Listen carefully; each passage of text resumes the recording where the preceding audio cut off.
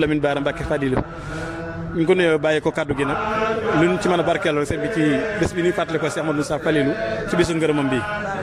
waaleykum salaam wa rahmatullahi wa barakaatu. ñoo ngi leen di delloo nuyoo waaye di jiital ci nuyoo bi nag ak ziar bi ak ñaan yi saahibul fadila Cheikh Amadou Muntaxa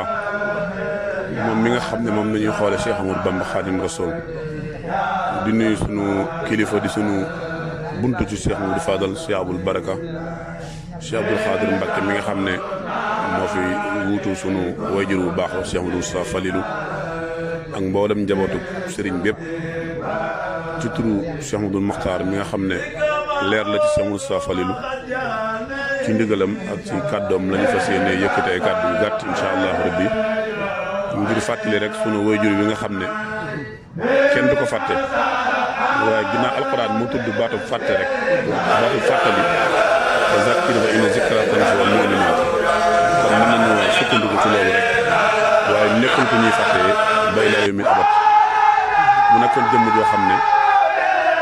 di leer ci Cheikh Amadou Fadal wutu woon ko fi 1968 ba 2000 lu jiitu nag sax Cheikh Amadou Fadal di fi bàyyi ko ci li ñu dégg te muy lu wér lu ñu mën koo jàpp ku nangu woon a liggéey la ku mënoon a jaamu yàlla la waaye ku déggaloon Cheikh Moussa Falilou la Cheikh Amadou Fadal la bis bi nga xam ne nag du ma ne sax moom lañ koy fàttaliku ndax duñ ko fàtt waaye ci daje rek ci mbooloo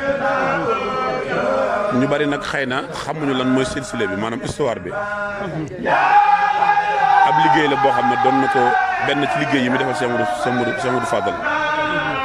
mu jëm ci jumaay Tuubaa bi wax nañ ne sax sooral bi féete ak jumaa ji la jëf jum ci def ak maanaam féetewoo woon ko lépp luñ ci war a def loo xam ne rek ci alalam la jógee bi mu noppee nag bis bi nga xam te ni ne doon na ko jébbal Cheikh Amadou Fadal dégg naa ci kilifa mu ne jort na ne sax bis ni tey lañ ubbi woon jumaa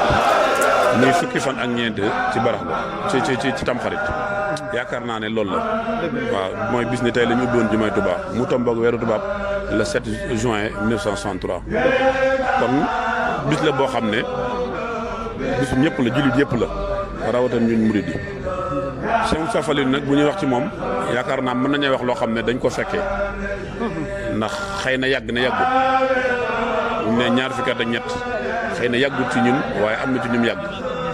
waaye ci li ñu dégg rek démb rek maa ngi dégg benn bande boo xam ne moom moo ci boppam mooy wax mu ne muy nettali diggante moom ak sëñ Fallu ak ni ko sëñ Fallu li sëñ Tuubaa joxoon sëñ Fallu ci dama lay boole borom lépp loo wax mu am waaye ba mu noppee da caa teg ne loolu nag am na lu ma ca bàyyee yaakaar naa loolu kenn de wéranteetu ko sëñ Modou ak mujjam li wala fi wax mujjoon na da doon tuuru waaw waxuma la sax wax muy am mais da doon xalaat rek muy am loolu nag yàlla moo ko moom waaye sañ na koo jox ku ko neex waaye ku nekk maanaam am na ci seede li nga xam ne taxawaay bi nga xam ne Cheikh Moussa Falilou amoon na ko rawatina nag ñi nga xam ne ñoo nekk bitim réew yaakaar naa ne barki dem naa fa waaye ñi nga waxtaan ci moom ci nu mu leen daan taxawoo ak fu mu leen féete woon ak loo xam ne def na ko ñu teg seen bët nga xam ne du kenn di werante moom ñëpp ñu teg seen bët kon kooku mënuñu def lu dul rek du ko ñaanal yàlla suñu borom saa su nekk di ñaan yàlla it mu taasuñ ci barkeem ndax bëri nañu ne am na barke ndax def na ko ñu gis def na ko it foo xam ne fekkewuñ kon dañuy fàttali mbokk yi rek li waral bis bi mooy jàng alquran jàng xasida julli ci Yonent bi sallallahu alayhi wasallam bernde kon loolu it bu nu ko fàtte képp koo xam ne ñëw nga ci bis bi soo mënta jàng alquran it wala nga jàng ko ba noppi soo mënta jàng xasida mbaa nga jàng ko ba noppi jëlal sa kurus di julli ci Yonent bi alayhi salaatu wasalaam yéen a ko yol bi te bañ a toog rek loxoy neen asalaamaaleykum wa rahmatullahi wa barakatuh